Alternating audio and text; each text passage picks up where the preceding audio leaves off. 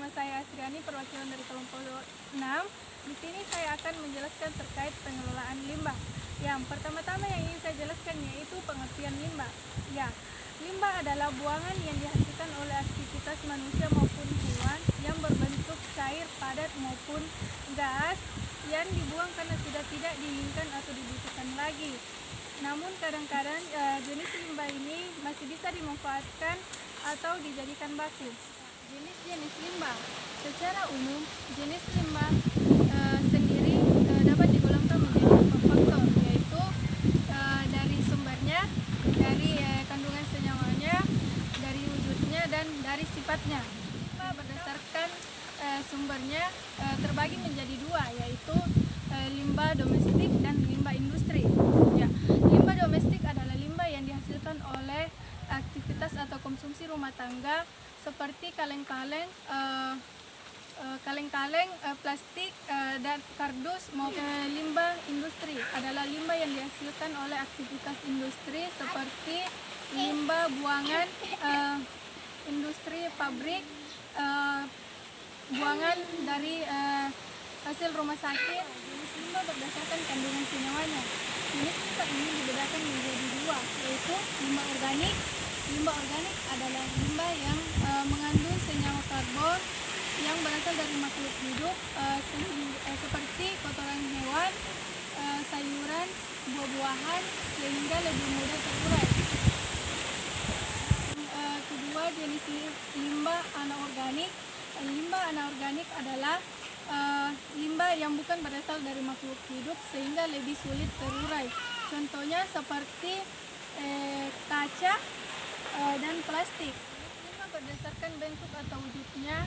Pengelompokan limbah ini terbagi menjadi 4, yaitu yang pertama limbah padat, limbah cair, gas, dan limbah suara. Yang pertama, limbah padat. Limbah padat adalah limbah yang dihasilkan industri maupun aktivitas domestik, contohnya seperti plastik, serbuk besi, serbuk kayu, dan lain-lain.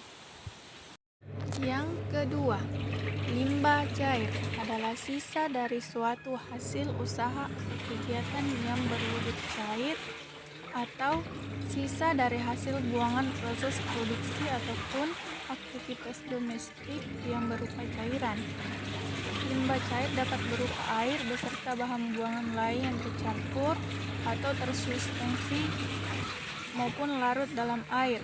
Contohnya seperti air deterjen, sisa dari cucian.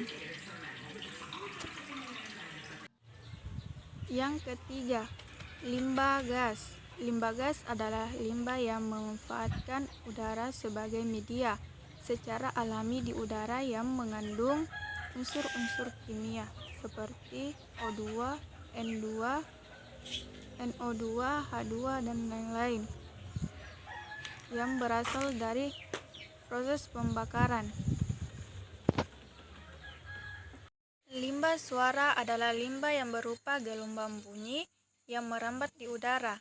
Limbah suara dapat dihasilkan dari mesin kendaraan, mesin-mesin pabrik, peralatan elektronik, dan sumber lainnya. Contohnya dapat kita lihat pada video selanjutnya.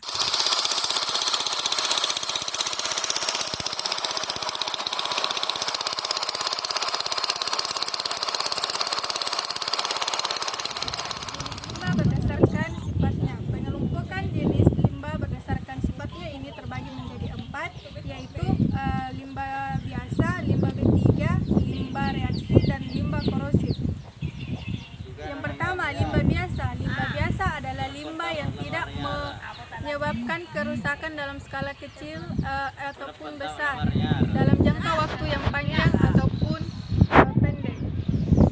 Contohnya seperti keramik, padi, dan ranting pohon. Limbah B3 atau dikenal bahan bahaya beracun adalah limbah yang berasal dari sisa kegiatan atau usaha yang mengandung bahan berbahaya sehingga dapat mengakibatkan kerusakan serius pada skala pendek maupun panjang. 3. Limbah reaksi adalah limbah yang memiliki sifat sifat yang bereaksi dengan limbah peroksida yang tidak stabil sehingga dapat menimbulkan kebakaran. Kemudian yang keempat, limbah korosif adalah limbah yang dapat menyebabkan terjadinya iritasi apabila terkena kulit, dan apabila terkena logam maka logam tersebut akan berkarat. Selanjutnya kita akan membahas tentang bagaimana cara pengelolaan limbah organik, limbah anorganik, limbah B3 menggunakan prinsip pengelolaan limbah organik. Limbah organik adalah limbah yang dihasilkan oleh makhluk hidup, baik manusia, hewan maupun tumbuhan. Kemudian di dalam organik ini sendiri menjadi organisasi dan kering. Dalam pengelolaan limbah organik ini terdapat beberapa prinsip yang harus digunakan agar limbah ini dapat dimanfaatkan dan bukan untuk menghasilkan limbah baru sehingga dapat merusak lingkungan. Terdapat 3 prinsip dalam pengelolaan sampah organik ini, yaitu reduce, yaitu mengurangi, reuse, menggunakan kembali, dan recycle, mendaur ulang. Yang kedua, pengelolaan limbah anorganik. Limbah anorganik adalah limbah yang sangat sulit terurai karena bukan berasal dari makhluk hidup. Limbah anorganik ini sangat memerlukan waktu yang lama, bahkan tidak dapat terdegradasi secara alami. Kemudian untuk pemanfaatan limbah anorganik ini dapat kita lakukan dengan cara mendaur ulang, misalnya seperti kertas, logam, plastik, dan lain-lain. Untuk pengelolaan limbah B3 atau biasa dikenal bahan bahaya beracun. Untuk pengelolaan limbah B3 ini memerlukan penanganan khusus dibanding limbah lainnya. Penanganan limbah B3 ini dilakukan agar bisa mengurangi atau menghilangkan kadar yang terkandung di dalam limbah B3 ini. Yang terlibat di dalam pengelolaan limbah B3 ini yaitu yang pertama, penghasil limbah B3, yang kedua, pengumpul limbah B3, dan yang ketiga, pengangkut limbah B3, keempat, pemanfaat limbah B3, kelima, pengelola limbah B3, dan yang keenam, penimbunan limbah